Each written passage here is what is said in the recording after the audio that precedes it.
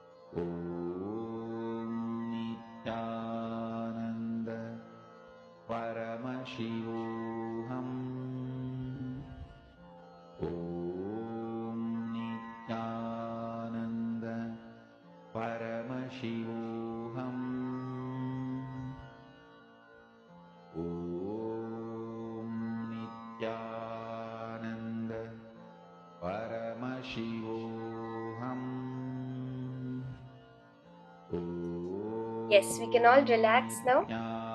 Whatever you were able to see in the Atma Murti, as the revelations from Kalabhairava, you can share it now with your partner. Type it down, share it with your partner, and verify whatever you were able to scan the details through your third eye.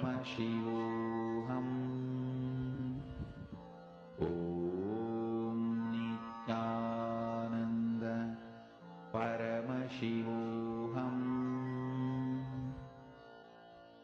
Om Nithyananda Paramashivoham. Om Nithyananda Paramashivoham. Om Nithyananda Paramashivoham. Om Nithyananda Paramashivoham. Om Nithyananda Paramashivoham.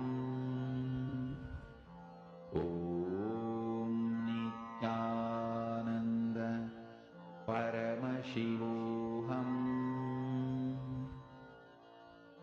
Om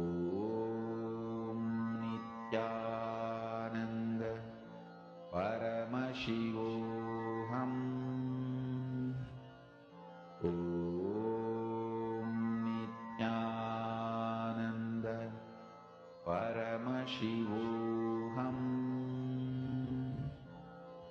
Om Nithyananda Paramashivoham.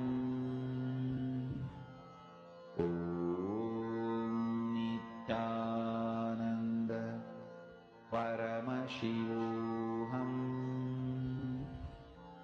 Om Nithyananda Paramashivoham. Om Nithyananda Paramashivoham. Om Nithyananda Paramashivoham. Om Nithyananda Paramashivoham. Om Nithyananda Paramashivoham. Om Nithyananda Paramashivoham. Om Nithyananda Paramashivoham. Om Nithyananda Paramashivoham. Yes, once we have finished verifying with our partner all the details that we were able to see with your third eye, you can always post how did the manifestation happen for you, what are the breakthroughs you had, and the various things that you were able to see on the Atma Murti of Swamiji. Ma Geetanjali, Ma, if you do not have a partner, you can always pick up any random object that you can Google online, a random artifact, see that picture and scan it and do it. Or else connect to someone who's there around you and do the power manifestation.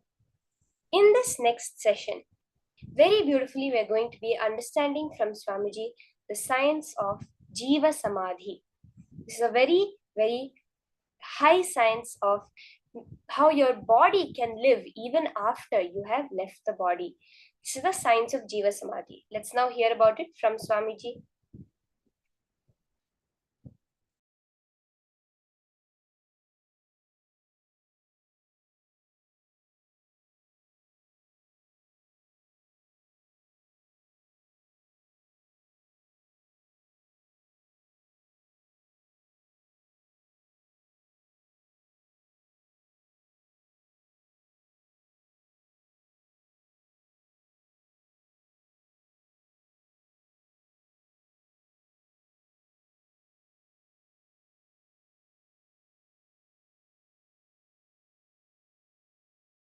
Science of Jiva Samadhi.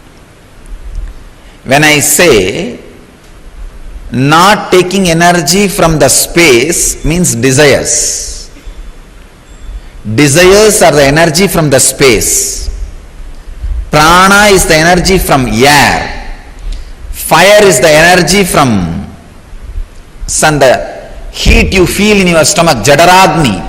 The digestion fire is the energy from the sun. And blood flow is the energy from water. And the mass, bone marrow, muscles, these are the energy from the earth element. Let me give you the process for Jiva Samadhi. Jiva Samadhi means all the 9 fluids which are running your body. See, there are 9 fluids as per the Siddha tradition, yogic tradition.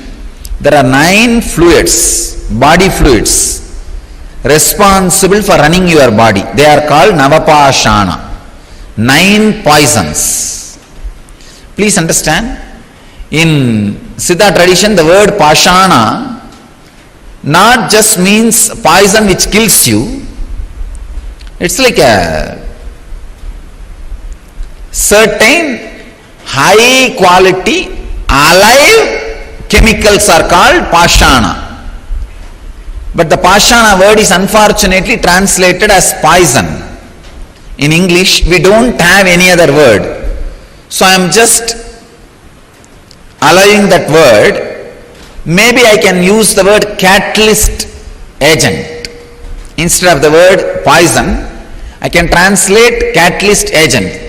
The word for Pashana means these 9 body fluids, if it is properly handled, will keep you alive. If they are imbalanced, will kill you. Blood and the water in the eyes, saliva and the kaba in the nose, the 9 body fluids, the seminal fluid, these 9 body fluids are called Navapashana, 9 poisons. If you are able to, instead of the word poison, let us use the word catalyst agents. The 9 catalysts, if you are able to produce all these 9 catalysts without any input from the outer world, like desire, please understand, desire is an input that immediately produces the semen, body fluid, and water immediately produces blood flow. Each input from the outer world immediately produces certain catalyst agent in your system. Without any input from outer world, if you can produce all these 9 catalyst agents in your body, you are a Siddha who can sit in Jiva Samadhi. Means your body can be buried, but you will be alive forever.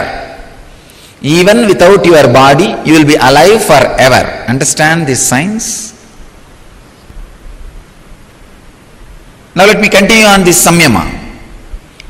So any catalyst agent of your body, if you are able to produce without any input from the outer world, please understand, then you are liberated from that sense.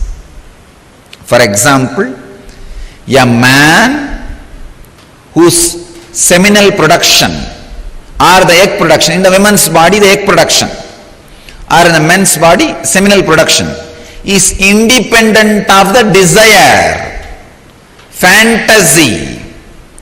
He is liberated from the urge to reproduce, and his love becomes such pure, his love is not controlled by the hormones. If your love is controlled by the hormones, it will always be related to blood relationship. Understand? All blood relationships are hormone relationships, not blood relationships. We are using a polite word, blood relationship. It's hormonal relationship, which came from hormone.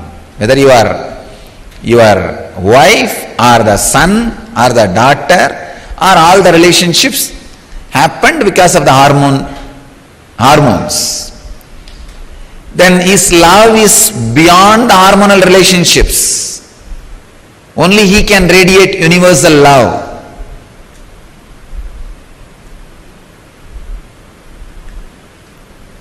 Now, this technique, the Samyama and the Vishuddhi Chakra, can liberate you from all the 9 catalyst agent production inputs. Please understand. For all the 9 catalyst agent production, whatever input you need from the outer world, you can be liberated from all that input. You can be liberated from all that input. Understand? That's the important thing.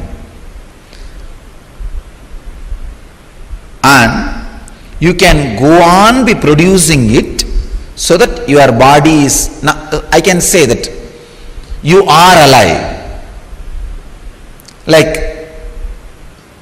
Raghavendra Swamigal of Vrindavan, a great yogi, he is still alive, sitting. Don't think he is dead. It is Jiva Samadhi.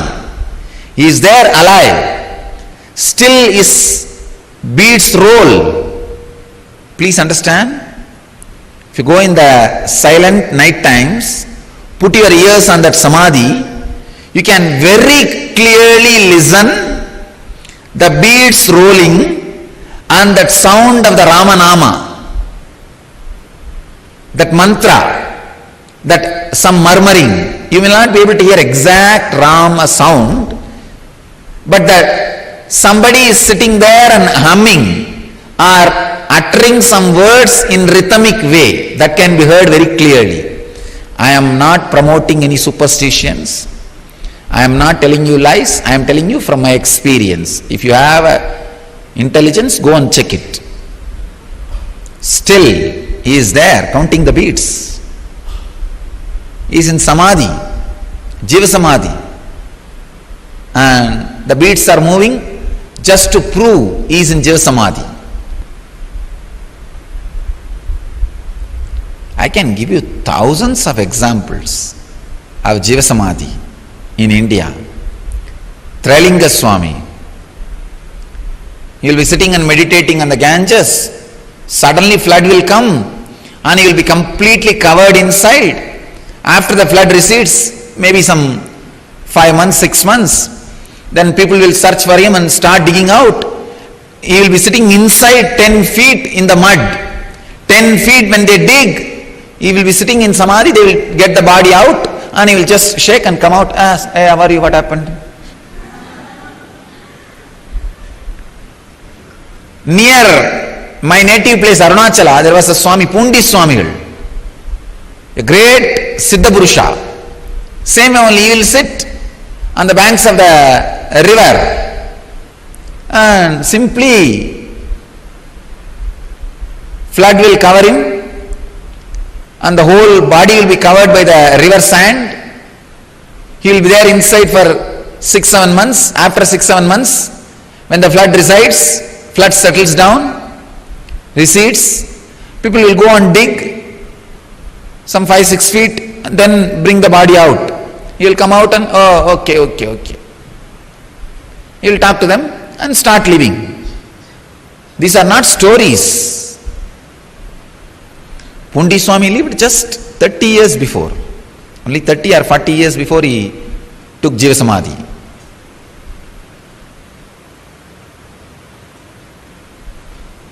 He is a next generation to Ramana Maharshi.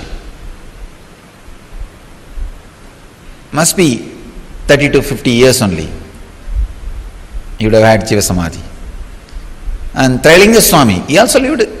He was seen by Ramakrishna had darshan of Trailinga Swami. Vivekananda had darshan of Trailinga Swami. Means 100 years before.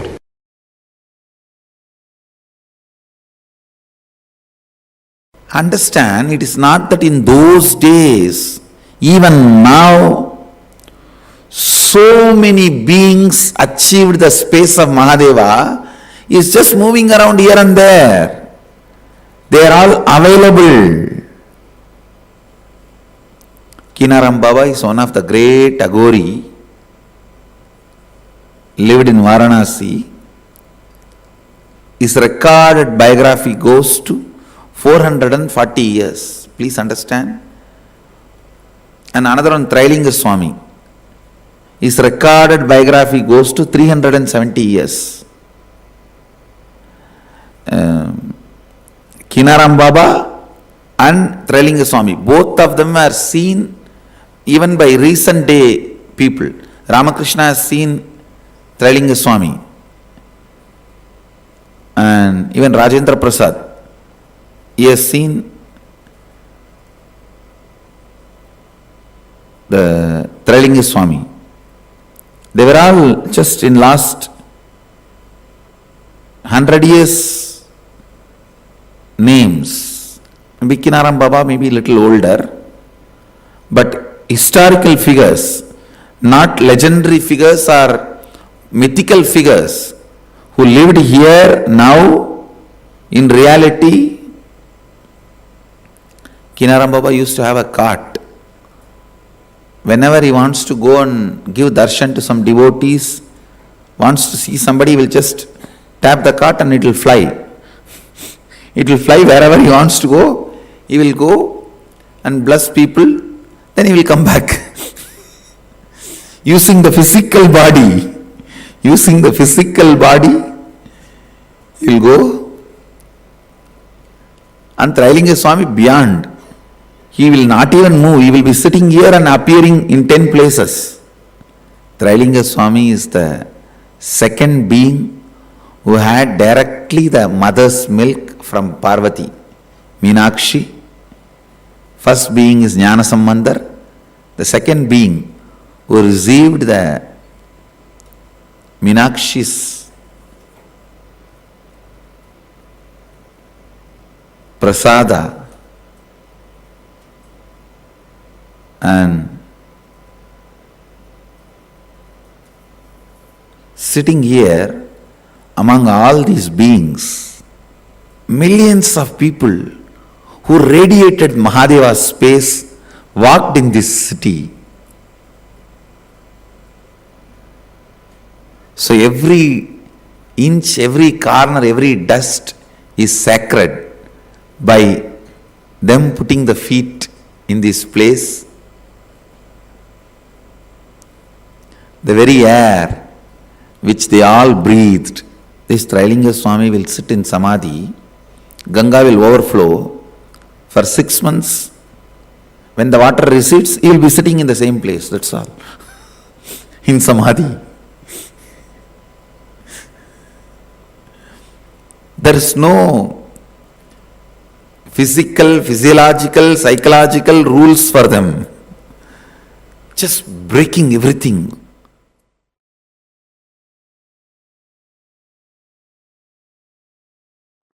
The Jagannath temple is the place where Krishna, Balarama, Subhadra's bodies physically is in Jiva Samadhi. The deity represents, see the body, after Krishna leaves the body, it floats in the ocean and goes to that side as directed by him. That body filled with the salt water. Natural mummification. Then all the 3 bodies were recovered by the Surya Vamsa Rajas and they built the temple and they are maintaining it. And it's a living deity. I tell you, Krishna is alive in Jagannath. Subhadra is alive in Jagannath. Balabhadra is alive in Jagannath. If you want to see Krishna directly, face to face, go to Jagannath. Go to Puri. He is alive, living, Sakshat, Pratyakshamurti.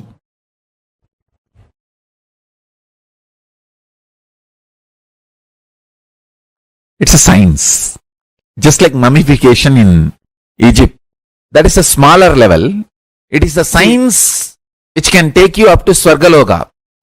Only deification can take you to Kailasa. Because Hindus have mastered this science in a much grander and ultimate way. Deification is 1,000 times greater, powerful methodology than mummification.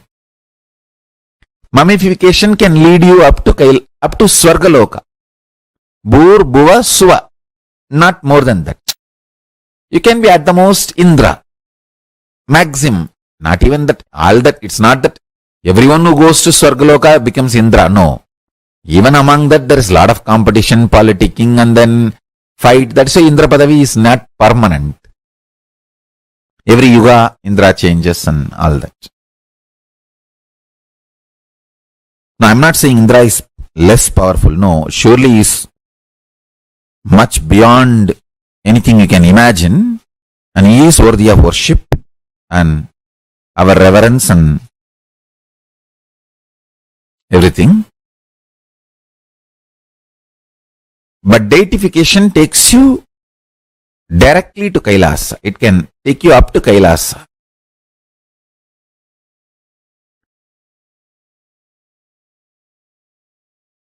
Human beings should not die. When the science is available from Kailasa, why should you die? No. No death. Blessed are those who achieve Swarupa Samadhi, but at least Jiva Samadhi. At least Jiva Samadhi. Jiva Samadhi means your body will be left after you stop using. It will be there, but it will not show any of the symptoms of death. It will not decay, it will not stink, it will not go into any deformity. Just it will be there as if you are in Samadhi. Swarupa Samadhi means like Jnana Sambandhar, Andal, Vallalar, carrying the body itself. Even body will not be left. It will just dissolve into the light.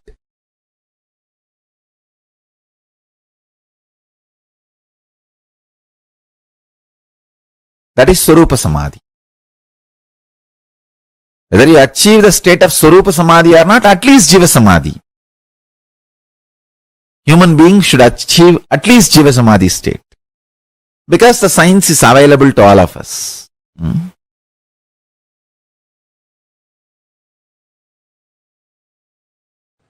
You may have mind, you may have body, you may have all the other things like a wealth, relationships, but you are consciousness.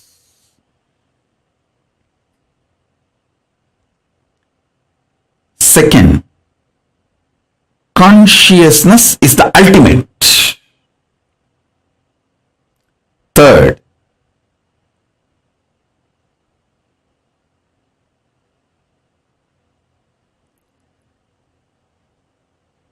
declaring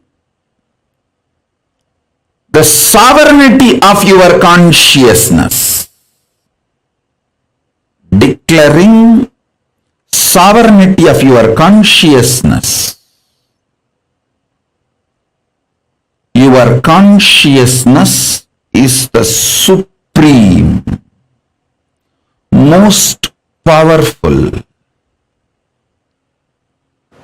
highest,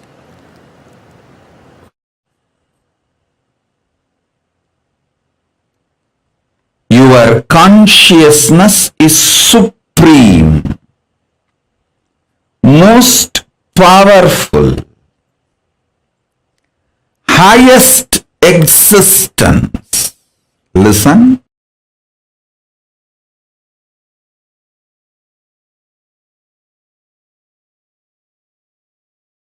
Whether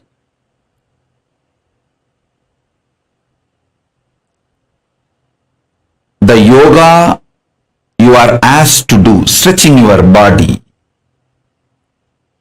or pranayama you are asked to do, like a cohesive, coherent breathing pattern,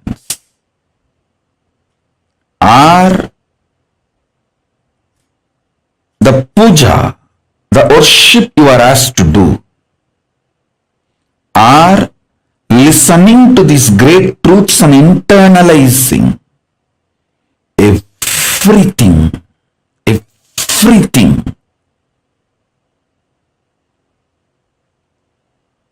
In Hinduism, everything is to make you express your conscious sovereignty, manifest your conscious sovereignty. Listen. From your conscious sovereignty, when you manifest your health, the health becomes eternal, permanent. From your conscious sovereignty, if you manifest economical independence, that becomes eternal, permanent, and good to you and to the society, because a conscious sovereign being will never harm society and generate wealth. Understand? There are many people wealthy by grabbing, centralizing, redistributing, not by generating. The real wealth is always generation focused, generating focused, not just redistribution or grabbing. A conscious being will be wealthy by generating, not by grabbing or redistribution, being part of this redistribution loop. So understand, a conscious being, when he declares his conscious sovereignty and manifests health, it will be an absolute perfect health. He knows how long to live and he knows when to leave. I can give the example of Paramashivoham. Even after leaving the body, his body did not go through any symptoms of death, deterioration of death. My own guru, Isaki Swami, 3 days after death, his body was just fresh, alive. My guru Kukumar asked, Bhagavan, please do Bhatmasana, we have to keep you in Jiva Samadhi. His body just locked itself in Bhatmasana. We kept in Jiva Samadhi.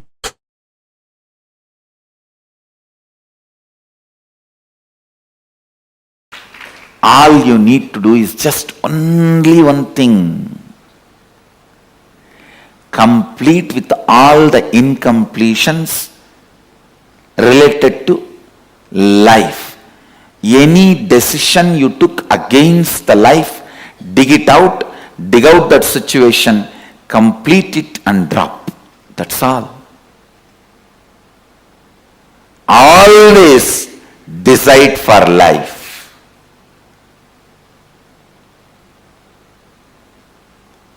You have a right to live. With this context of Ishavasyam idagum sarvam yatkincha jagatyam jagat. Even if you have not achieved that context, decide to live and align that context to you more and more. Because you have not yet achieved that context, don't decide not to live or against the life. No.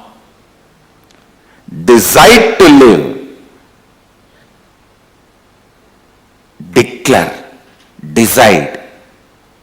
My DNA, I have the authority to reprogram, deprogram, program as I want. decide to live. And even if one corner of you has self-doubt, I have decided many times not to live, what to do? I don't care. Now I am deciding to live. And whenever those decisions against life comes up, I'll clean it up, but I am declaring and deciding to live.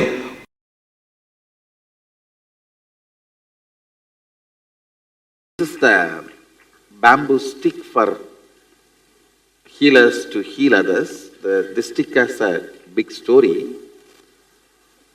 First time I started initiating others into healing in a Jiva samadhi, means a living tomb called Nerur Sadasiva Brahmendral Samadhi. In Tamil Nadu there is a Jiva samadhi of a great enlightened master, Sadasiva Brahmendral. I went to his samadhi after I realized my Sadashivatva to have his darshan. He himself appeared and gave the Dhruva grass and said, with this start initiating anybody, they will all be able to heal. He gave me that science and Dhruva grass. And I brought the Dhruva grass and put it on in our ashram, the bamboo grove. The bamboo grove was dead at that time. I put the Dhruva grass, whole thing came back to life, and the bamboo came back to life. From that bamboo, you are all given a stick. So, it represents the energy of Sadashiva Brahmendral's Dhruva grass. So, with this, if you touch anybody, they will be healed.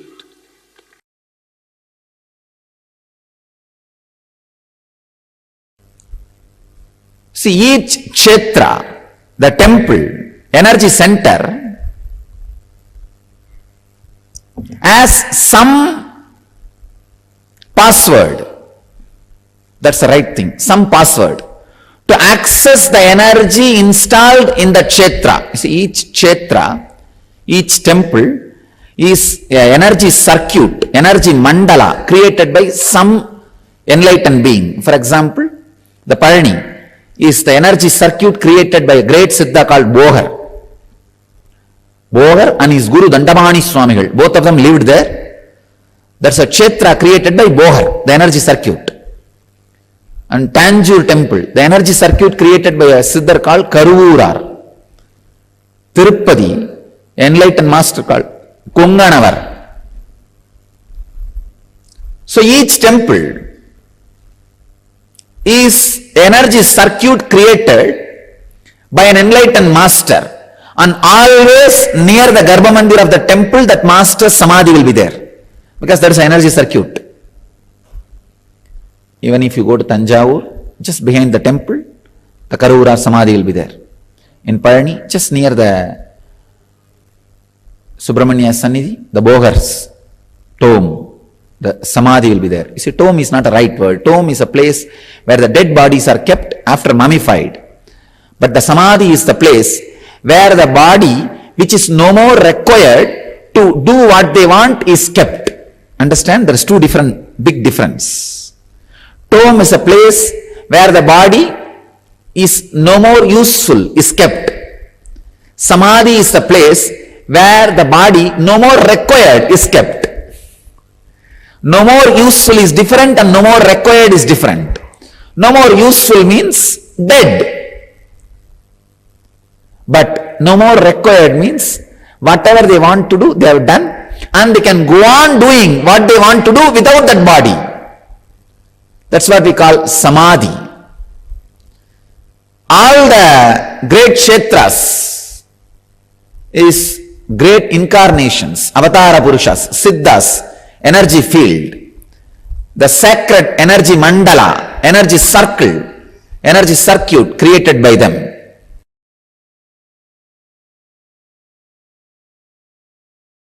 That place where the Pondicherry ashram is, it's a 2000-year-old temple. It's a temple from Chola period. So the moment I started the Shivoham process, that original energizing done by Karuvurar woke up. That very energy field woke up because energy field cannot be killed. Even if the deity is removed and the temple is removed, the energy field continues to exist as long as the Garbha is there, which is planted usually around some 40 to 50 feet down below the ground. So the Garbha is planted. Garbha means the solidified mercury with other other traditional herbs, 30 to 40 feet depth. As long as that is there, energy field cannot be removed. And in Pondicherry Ashram, still that is there. 8 Garbha is there inside. Means 8 Garbha Mandirs Garbha is inside. It is there. So the moment I started the Shivoham process, all the 8 Garbhas came to life. It has come back to life. Now it is like a 9 Shivoham process going on. Garbha is the energy battery planted by the enlightened beings before they install deities. All around Biddi I have installed 108 Garbhas. In 108 places the solidified the Garbha is installed in Biddi. Now we made it into compound wall. Earlier, under the each pole I have installed.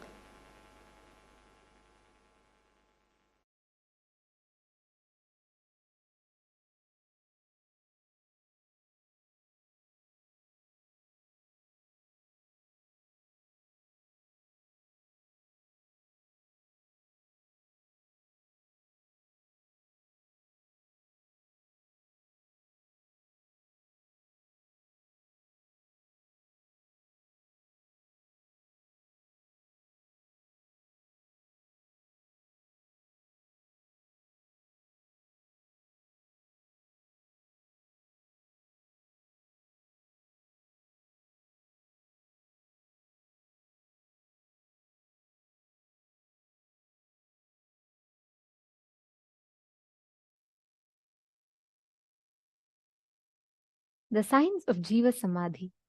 Swamiji revealed a very important truth. See, living after death, living through death, and experiencing the truth that you are alive even after your death. All of these exist in Hinduism. Actually, did you all know how many of you have heard about monks and Hindu sadhus living for hundreds of years? How many of you have heard about like Mahavatar Baba? And how many of you have heard about these great enlightened beings and Siddha Purushas who live for hundreds of years together? How many of you have heard these stories when you were young, growing up? Yes, please understand, this is a science. Living forever, having a Divya Sharira and living through death, Jiva Samadhi, are all a science that all of us can live, practice, apply practically and experience, which is what Swamiji revealed just now to all of us. This Jiva Samadhi means literally your ability to have the have the complete completion with your body. Swamiji revealed this in 3 main points, right? Swamiji said, if you can produce all the 9 catalyst agents in your body, you are a Siddha who can sit in Jiva Samadhi. Means your body can be buried, but you will be alive forever. Second, there is no physical, physiological, psychological rules. There is no physical, physiological, psychological rules that our body is bound by. Third,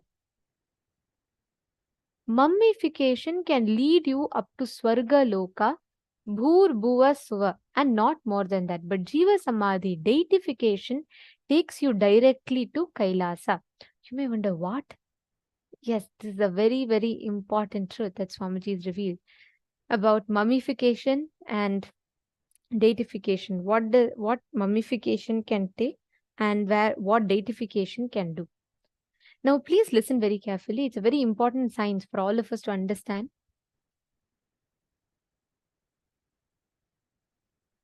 Every one of us would have heard about the mummification process, right? We all know in Egypt how they mummify the bodies and how they take the bodies, like pack the bodies right after the death also, so that the bodies live forever, right? So this process of mummification, I am so it's such an amazing fact that Swamiji has revealed. How you can go up to Swargaloka. Bhuloka, we have basically 7 planes up, right? So it's Bhur, Bhuva, Suvar, Maha, Chanaloka. Like that, each loka is in each of these levels. Now, with mummification, you can go up to Swargaloka. With deification, you can go up to KAILASA itself.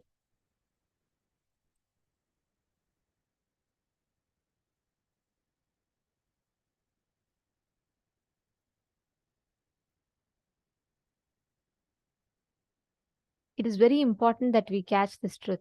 Actually, if we just understand this, how we can live after after even we die. This science is unique only to Hinduism. Actually, all of you should know, to this day, in a temple called Sri Rangam, which is one of the largest temples, the second largest temple in the world and the first largest temple in India, Sri Rangam, there's a beautiful samadhi, Jiva samadhi of Ramanujacharya. Listen very carefully. You all can actually Google. Have any one of you visited Sri Ramanujacharya samadhi? Actually, all of you should know, as per the Hindu deification methodology, Ramanujacharya left the body. Do you all know, to this day, his hair, body, nail, everything is preserved. He lived around 500 to 600 years back.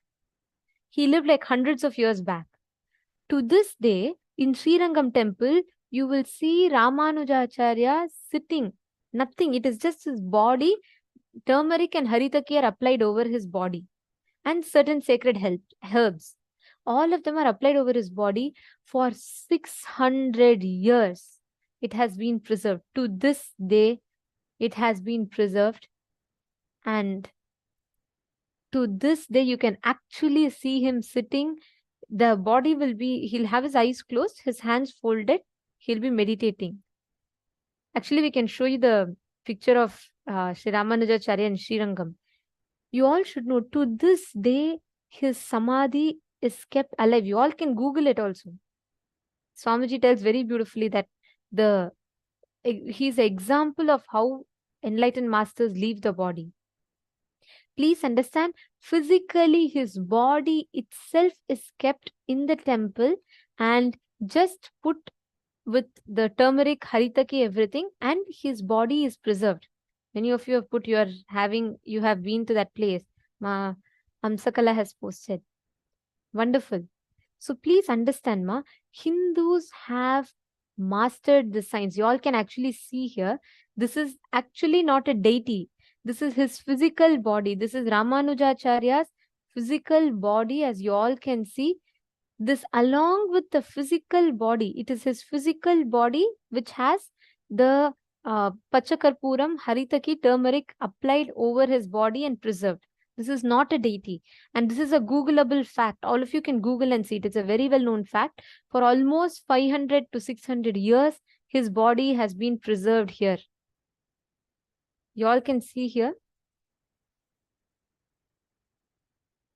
Understand, we Hindus had mastered the science of living even after death, the Jiva Samadhi. Now, this Jiva Samadhi science that all of us learnt about is just exactly understanding this one principle. How we can live, how we live even after our death. How all of us, our bodies need not decompose, need not decay. It can simply live as we are right now, even after our death. This is the science of Jiva Samadhi. Are all of you catching it? This is what Swamiji revealed to all of us in the session now. So let us take this a little further, right? Swamiji told one of the very important truths, aspects about Jiva Samadhi. Swamiji said that when you realize, or if your body can produce all the 9 catalyst agents, the navarasas, all the 9 different fluids of the body, all like saliva, mucus, the 9 fluids, tears that the body produces, when you realize you are you have the ability to continuously produce, and it's all under your control. That means you have the ability to be in Jiva Samadhi.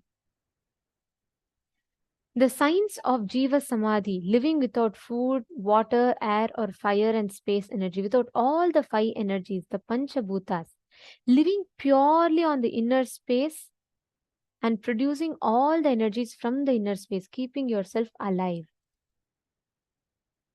Understand, not taking energy from the space means desires. Basically, what did Swamiji tell? Swamiji told that desires are energy from the space. Prana is energy from the air. Fire is energy from the sun, the heat you feel in your stomach. The Jataragni, the digestion fire, is also the energy from the sun. Blood flow is energy from water. The mass, bone marrow, muscles, these are all the energy from the earth element. These are the 5 things how we are mapped. Understand? All your desires are from the space element. All the prana, the life energies from the air element. All the digestion, the heat in your body is from sun. All the blood flow is from water. All the mass is from the earth element. Now, the Swamiji tells different techniques, right? The Samyama and Vishuddhi Chakra can lead you, liberate you from all the 9 catalyst agent, and enjoying your 2 eyes. Start enjoying through your 2 eyes what is enjoyed by your 3rd eye. Whatever your 3rd eye sees, you enjoy it through your 2 eyes. And third most important thing for Jiva Samadhi is always decide for life. You have a right to live. Decide to live. Declare and decide. My DNA, I have the authority to reprogram, deprogram, program as I want. Listen very carefully. This making decisions for life is very important. And that is the first step towards manifesting Jiva Samadhi. I request everyone to take a few minutes. Please pen down. Pen down at least 11 situations where you said no to life. For example, when your boss is yelling at you, your spouse is not listening to you, or let's say the people are not supporting you, you came to all of these conclusions and you decided against life. You decided, oh, I will not do this. I'm not going to do this. This is not for me. Pen down all the situations, at least 11 situations where you decided against life. Let's all take a few minutes. Please pen down.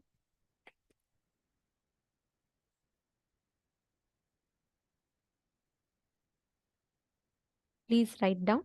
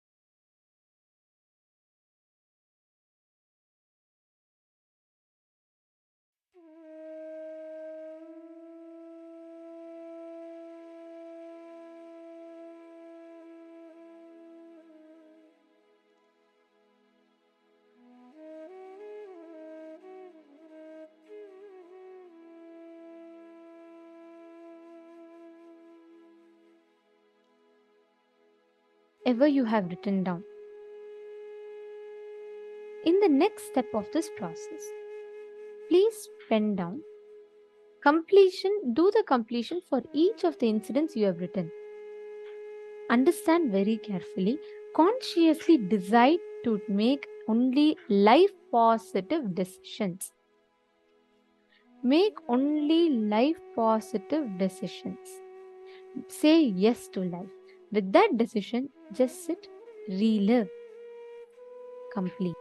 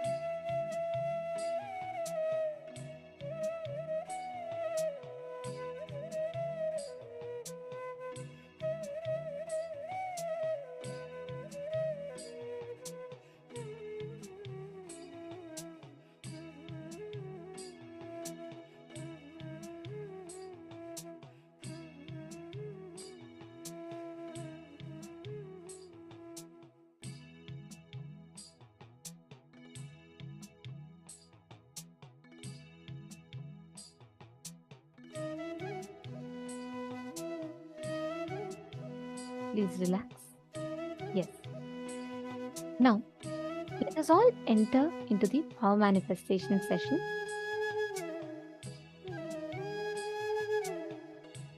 Please understand, today's the powerful cognitions that Swamiji has revealed. What each of us understood.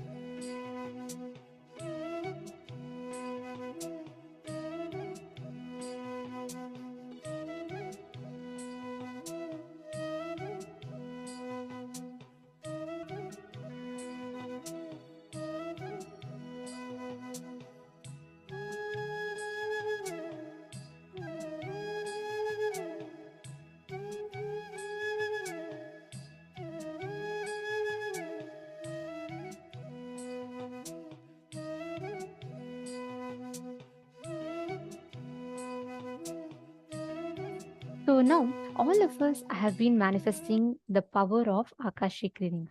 See, please understand, today with the initiation to go beyond death, with the initiation with the death process, all of us are going to be able to manifest the power of seeing the past, present, and future. Can I request every one of you, all the participants, whoever have kept your Atmamurti in front of you and are ready, can I request every one of you to please put yes in the chat? If you all have the Atmamurti in front of you and you're ready for the power manifestation.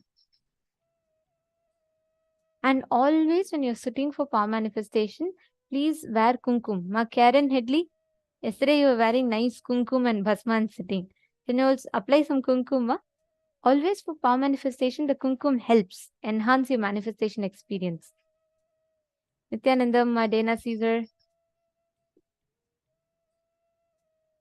Prithvi Prasad, Sumati, Mapurnima, Malili Sion. Come on, every one of you, please come on camera. Can I request all the participants to please come on the camera? Please remain in the camera throughout the day, and the digital security team will be having to move you all into the waiting room. If the participants are not in camera, they will be moved into the waiting room. So we kindly request all the participants to please come on the camera. Any participant that is not in the camera, we will be moving you all, we will have to be moving you all into the waiting room. So we request all the participants to please make sure you're continuously in the camera. Let's make sure we follow KAILASA's digital security policy. Please be in the camera and make sure you're not missing the sessions. Of course, you can go for washroom breaks or, having food. But for all the sessions, please make sure that you're on camera. Okay. So listen very carefully. You are going to be able to see all the answers to the questions on the deity itself. Like for example, like if Swamiji's form is here, right? You can actually see the answers appearing in golden letters on Swamiji's form. Like how a mirror or a portal will just open up, right? That is what is Akashic readings. You will be able to see all the answers on Swamiji's form itself, on the Atmamurti. Just make sure you have applied Jnananjana, Kumkum, Aushada, anything on your third eye, and just look at Swamiji. And understand, Akashic readings, you will always see it in golden letters. You have to wait till the Atmamurti will show it to you in golden letters. Catching it? Are all of you understanding? Okay, so let us all enter into the power manifestation.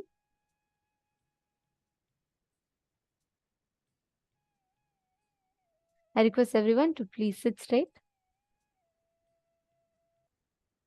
Any question that you ask, you will be able to see the answer in elaborate detail. You will be able to see it on Swamiji's form.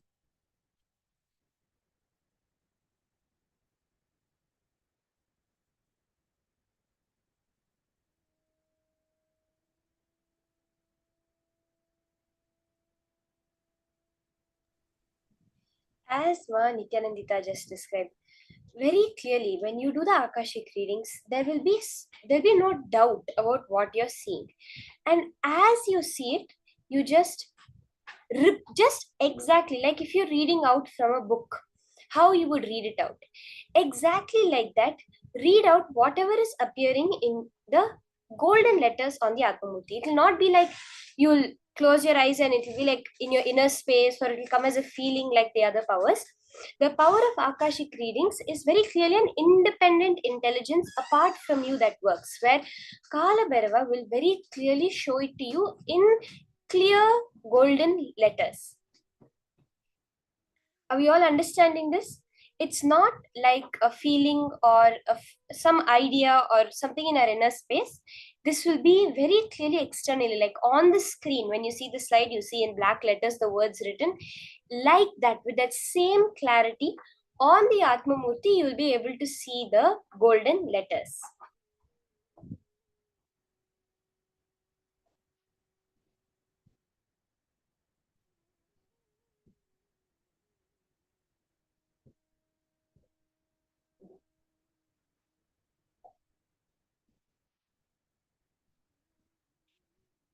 So while we get ready, you can set up with the Atmamurti in front of you.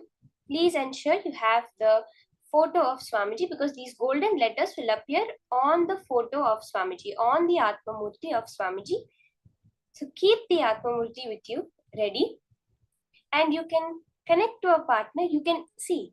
Let me explain to you Akashic readings very clearly.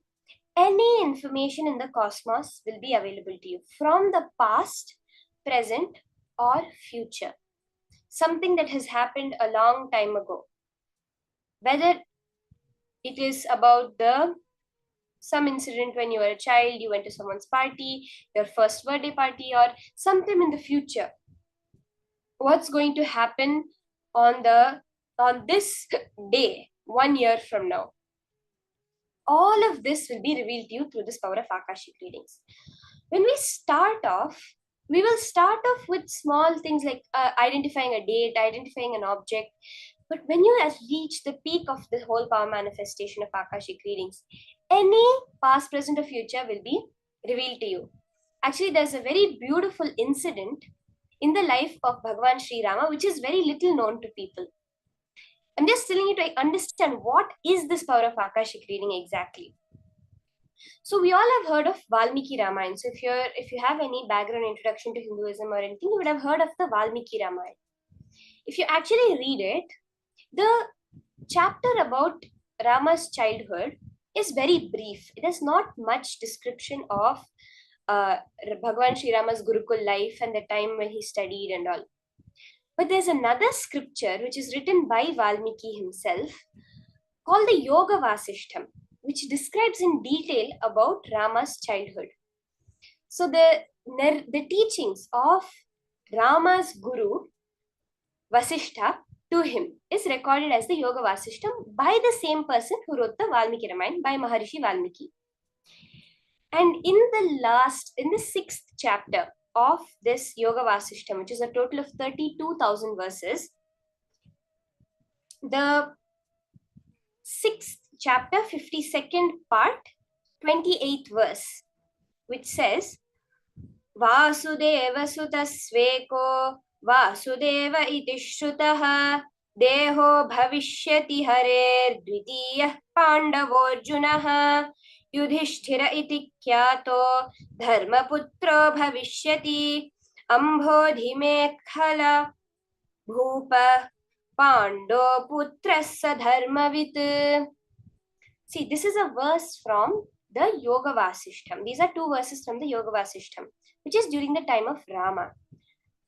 Now, what these verses are saying is so interesting because they're describing an incident which is to happen 1 yuga in the future, during the life of Sri Krishna.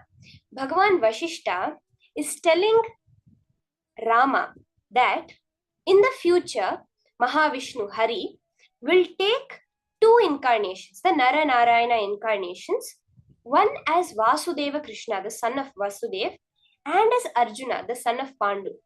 And he goes on to say, in the future, this same Pandu will have an elder son, Yudhishthira, who will be a knower of Dharma and who will rule the entire earth. In the whole last part of the 6th chapter, Vasishtha, 1 yuga in advance, is explaining to Rama the whole Mahabharata. how there'll be a fight between the cousin brothers, and he even summarizes the whole Bhagavad Gita. And he tells Rama that in the future, when you are Vishnu's incarnation, in the future when you're reincarnated as Krishna, you will have to give all these teachings to Arjuna when he is in depression, to get him out of that depressed state. All the teachings I have given you just now, the whole 6 chapters of the Yoga Vasishtham, is what you will teach as Bhagavad Gita to Arjuna one yuga later. This is what is Akashic readings, where you can just know what is going to happen in the future. How many of you have even heard of this? I had literally never heard of this incident that had happened, where Vasishtha is telling Rama about the incarnation of the whole Mahabharata that's going to happen, and very clearly with names, with the ages, and how the fight, the whole war that is going to happen, and how Arjuna is going to be in a depressed mindset, and Rama will have to, as Krishna, give these teachings to Arjuna. So this is what we are going to manifest now as the power of Akashic readings. You can get for this round, when we start doing the power manifestation, you can get the name or a particular object, which you're going to be now scanning through the power of Akashic readings, seeing the golden letters appear on Swamiji's Atmamurti and reveal it exactly like that to your partner.